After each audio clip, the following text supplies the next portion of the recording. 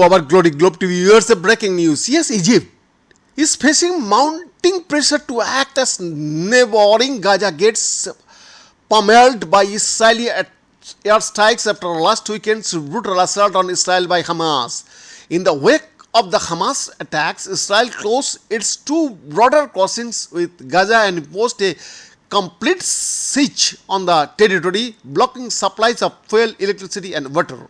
That has left the Rafah crossing between Gaza and Egypt as the only viable outlet to get people out of the enclave and supplies into it, but it is unclear if even that crossing is operational.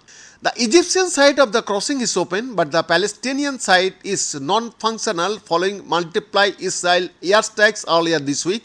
A senior Jordanian official told CNN Thursday, adding the Jordanians and Egyptians are waiting for security clearance from the Israelis to allow trucks to cross without threat of another airstrike.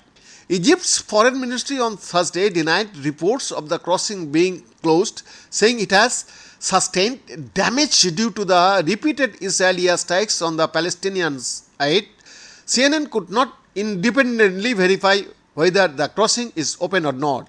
US Secretary of State Antony Blinken said Wednesday that the Biden administration is in talks with Israel and Egypt about creating a humanitarian corridor through which civilians can cross. But Egypt is uneasy about the prospect of hundreds of thousands of Palestinian refugees crossing into its territory.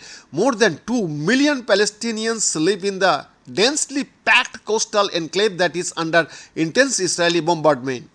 Israel's military overnight Thursday called for residents of northern Gaza to evacuate their homes and move southwards as a 3 lakhs reservoirs on the border in apparent preparation for a ground incursion that would amount to the mass displacement of 1.1 million people.